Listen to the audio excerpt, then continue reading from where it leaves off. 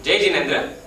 अखिल भारतीय तेरापंथ योग परिषद के आयाम तेरापन टास्क फोर्स के अंतर्गत आज हम आपदा और विपदा की स्थितियों में कैसे स्वयं की और दूसरों की रक्षा कर सकते हैं, आइए जानते हैं हमारे एनडीआरएफ की एक्सपर्ट टीम से कि किसी को यदि हार्ट अटैक आ जाए तो उसको सीपीआर के द्वारा कैसे उसकी रक्षा की जा सके। नमस्कार, जय हिंद। मैं Abhishek Kumar Gaurav, assistant commandant 2nd battalion NDRF Kolkata से सीपीआर कार्डियो पल्मोनरी रिससिटेशन अर्थात कार्डियो हृदय संबंधी अर्थात धड़कन संबंधी, पल्मोनरी यानी कि सांस संबंधी और रिससिटेशन मतलब पुनर्जीवित करना अर्थात धड़कन और सांस को पुनर्जीवित करने की इस प्रक्रिया को ही सीपीआर कहते हैं।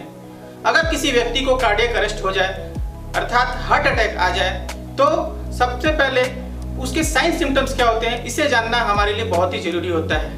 अगर किसी व्यक्ति को कार्डियक अरेस्ट आता है अर्थात हार्ट अटैक आता है तो उसका ब्लड सर्कुलेशन बंद हो जाता है, साथ में उसकी हृदय की धड़कनें काम करनी बंद हो जाती है, साथ में उसके सांस लेने की क्षमता भी धीरे धीरे समाप्त होने लगती है और वह अचेतावस्था में यानी कि वो अपनी कॉन्शियसनेस को लॉस होने लगता है और इस तरह व्यक्ति या तो कोमा में जा सकता है और धीरे धीरे बायोलॉजिकल डेथ होने पर वो मृत्यु की ओर भी जा सकता है। इसलिए इस प्रक्रिया में उसे रिवाइव करने के लिए सीपीआर की कार्रवाई को अमल में लाया जाता है। कार्डियक अरेस्ट या हार्ट अटैक की घटना कहीं भी हो सकती है, वो mall, cinema hall, school, colleges, office या किसी भी क्राउडेड प्लेस पे इस तरह की घटना हो सकती है। अगर हमें सीपीआर देने की कार्रवाई आती है तो हम एट ए टाइम उस विक्टिम को सीपीआर की कार्रवाई दे करके उसे रिवाइव कर सकते हैं। कार्डियक अरेस्ट या हार्ट अटैक आने पर व्यक्ति के लिए एक गोल्डन पीरियड होता है जो कि 6 से 8 मिनट का होता है। अगर व्यक्ति 4 से लेकर 6 मिनट के बीच में अगर अनकॉन्शियस अवस्था में रहता है और उसकी ब्लड सर्कुलेशन बंद हो जाती है तो धीरे धीरे वो क्लिनिकल डेथ की ओर चला जाता है और उसके ब्रेन सेल्स डेथ होना शुरू हो जाते हैं।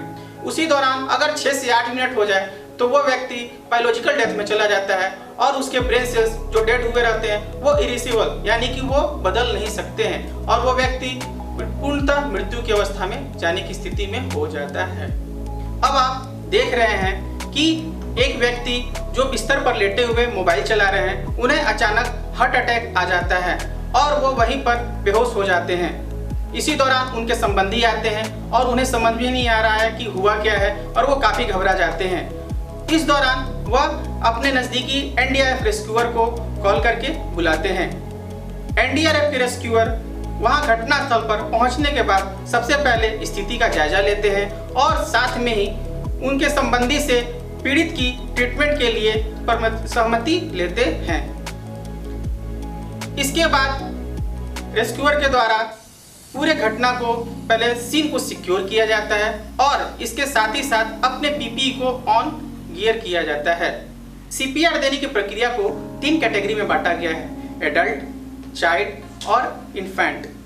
एडल्ट में जो कंप्रेशन होता है उसकी डेप्थ होती है 5 से 6 सेंटीमीटर, जबकि एक साइकिल की जो रेशियो होती है वो 30:2 यानी कि 30 कंप्रेशर के बाद 2 बार आर्टिफिशियल वेंटिलेशन देते हैं और यही प्रक्रिया 100 से 120 कंप्रेशर प्रति मिनट के दर से दी जानी चाहिए। अगर चाइल्ड को सीपीआर देते हैं तो उसमें जो कंप्रेशर डेप्थ होती है वह होनी चाहिए 4 से 5 सेंटीमीटर और रेशियो जो साइकिल होगी वह 30:2 ही होती है यानी कि 30 कंप्रेशर पे 2 एयर वेंटिलेशन और इसकी स्पीड भी 100 से 120 कंप्रेशर प्रति मिनट होनी चाहिए।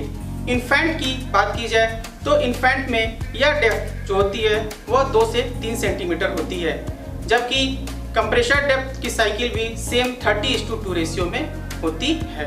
अगर रेस्क्यूअर 2 है यानी कि 2 in 1 हो तो यह जस्ट आधी यानी कि 15:1 की स्पीड से होती है। अब रेस्क्यूअर के द्वारा पीड़ित के नज़दीक से नज़दीक और कंफर्टेबल पोजीशन बनाते हुए सबसे पहले हार्ट को लोकेट किया जाता है। अगर मोटा व्यक्ति है तो दोनों निपल से लेकर के सेंटर में किया जाता है और साथ में अगर कोई पतला व्यक्ति है तो रिब के नीचे वाले हिस्से में जाइफाइड प्रोसेस को लोकेट करके उससे 2 उंगली ऊपर लोकेट किया जाता है। हार्ट के लोकेशन को लोकेट करने के बाद अपने मास्टर हैंड को सबसे आगे रखते हैं और साथ में पीछे के हाथ से दोनों हथेलियों के सपोर्ट से कंप्रेशर को शुरू करते हैं। इस कंप्रेशन में ध्यान देने वाली बात कि रेस्क्यूअर की जो पोजीशन हो वो बिल्कुल कंफर्टेबल हो और जो डेप्थ कंप्रेशन बताया हुआ है, जैसे एडल्ट के लिए 5 से 6 सेंटीमीटर, चाइल्ड के लिए 4 से 5 सेंटीमीटर और इन्फेंट के लिए 3 से 4 सेंटीमीटर उतना ही दिया जाए। क्योंकि अगर सीपीआर के दौरान अगर हम उस पर ज़्यादा दबाव देते हैं तो इससे रिब केज टूटने के भी चांसेस होते हैं और साथ में इंटरनल हेमरेज होने के भी चांसेस होते हैं, जिससे विक्टिम की मृत्यु भी हो सकती है। इसलिए सीपीआर देने के समय इन सावधानियों को बरतना बहुत जरूरी है। सीपीआर देने के दौरान 30:2 यानी कि 30 कंप्रेशन पर 2 आर्टिफिशियल वेंटिलेशन दी जाती है। जो 2 आर्टिफिशियल वेंटिलेशन दी जाती है उसके 3 तरीके होते हैं, mouth to mouth, mouth to barrier और माउथ टू मास्क अर्थात सीपीआर मास्क। इसमें जो हमारे रेस्क्यूअर कर रहे हैं वो माउथ टू बैरियर प्रक्रिया है। सीपीआर एक रेस्क्यूअर भी दे सकता है और 2 रेस्क्यूअर के द्वारा भी दिया जा सकता है। और यह 30:2 का जो कंप्रेशर और एयर वेंटिलेशन का जो प्रक्रिया है, यह साइकिल लगभग 3 बार चलती है।